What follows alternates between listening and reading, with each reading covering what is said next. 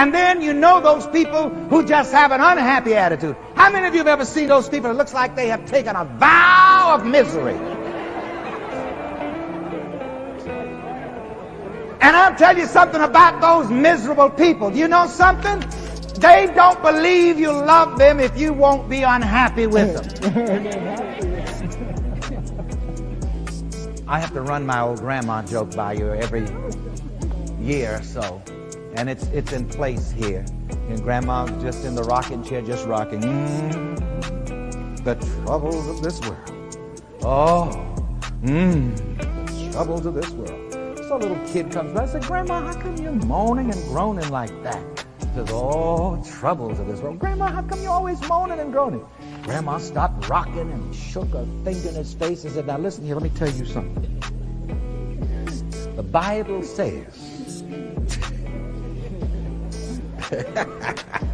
that in this world we shall have tribulation. And I don't care what you say, I mean to tribulate.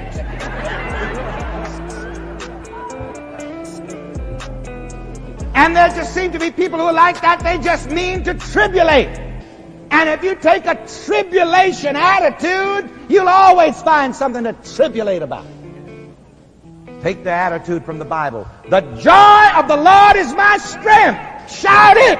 The joy of the Lord is my strength. Do it again. The joy of the Lord is my strength. And I'll tell you something about having a joyful heart, a joyful spirit. Trouble can't stand a joyful attitude. Say it. Trouble can't stand a joyful attitude. Say it again. Trouble can't stand a joyful attitude. See, even the Bible says that a merry heart does good like a medicine. You see, you got to get to the point so you laugh at things that bother other people. I do that. I laugh at things that bother other people. Somebody says this, that, or the other about you, you got to get to the point you can laugh about it. Like Liberace said, oh yes, I laughed about that all the way to the bank. I want to say it once more, because a joyful, happy, optimistic attitude is so important. It will charge the cells of your body with good health and healing. Trouble cannot stand a joyful attitude. Say that. Trouble cannot stand a joyful attitude. Now, let us affirm also, I go forth into life with a loving attitude. I go forth into life with a loving attitude. Say it again. I go forth into life with a loving attitude. And whenever you face situations and circumstances that do not seem loving, you go with a loving attitude. I heard somebody giving that testimony in another church some time ago and was telling about a very disagreeable person that he had to deal with. And he said he made this affirmation. He said, I am going to love the hell out of him. You know something? I bet you don't have enough religion to say that. Come on, let's say it. I am going to love the hell out of him. And he did this silently. He didn't make any big display about it. Just silently in his heart. He just loved the person. Oh, I'll never finish quoting Emmett Fox's line. If you could only love enough, you would be the happiest, the most powerful person in the whole world. That one place in the Bible where we have a 3-word definition for God says what? God is love. I don't think very many people understand the potency of that. Say that. God is love. And you see, when you love, you're dealing with God. When you bring love into a situation, you bring God into the situation. All right. Go forth into life with a successful, prosperous attitude. So shout with me, I go forth into life with a successful, prosperous attitude. I go forth into life with a successful, prosperous attitude. I go forth into life with a money attitude. I go forth into life with a money attitude. All right, you may sit down for a few minutes. Here are some questions to consider, additional questions to consider that I have here on your lesson sheet. Some of them we've dealt with already. What is my attitude toward myself? What is my attitude toward other people? What is my attitude toward things in general? Now, I underlined in red these 3 lines, these 3 sentences that I'm going to read to you now from the lesson notes. My future is in my present attitude. My success or failure is in my present attitude.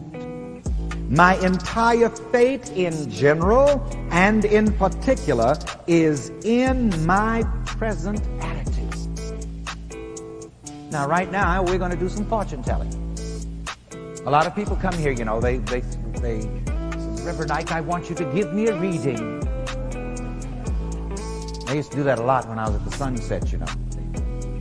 And they do that a lot in California. They want a reading. So I'm going to teach you how to do your own reading. I'm going to teach you how to read your title clear. You want to know what your future is going to be? My future is in my present attitude. Say that to yourself. Now that's interesting. So examine your present attitude. Is it healthy? Is it happy? Is it loving? Is it successful? Is it prosperous? Is it positive? Then you can prophesy, because your attitude again is a prophet. My attitude is a prophet. Say that. My attitude is a prophet. We can change the words around a little bit and apply this on a broader level. My future is in my present thought about myself. Let's hear it. My future is in my present self-image.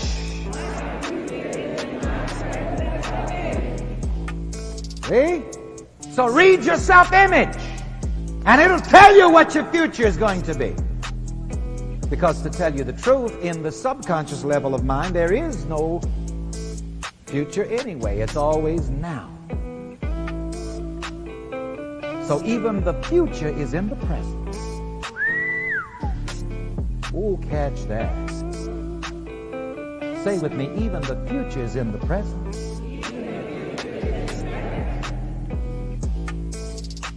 That's why we are given that formula by Paul in the 12th chapter of Romans.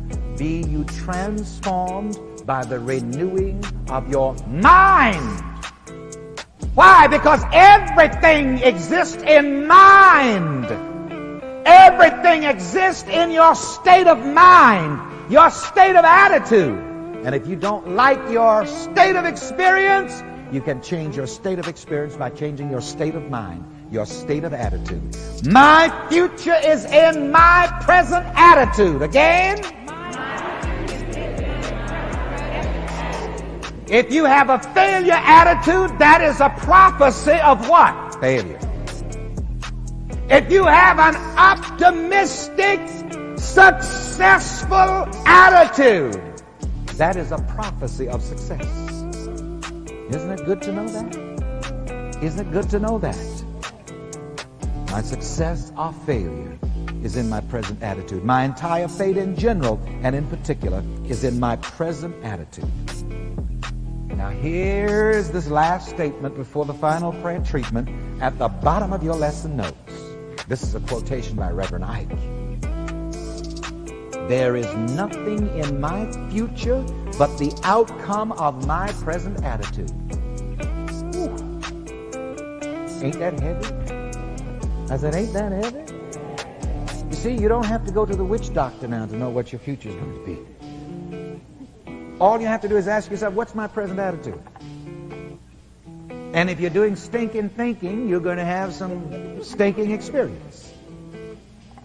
We can play with the wordology here a little bit. There is nothing in my future but the outcome of my present beliefs. Say that.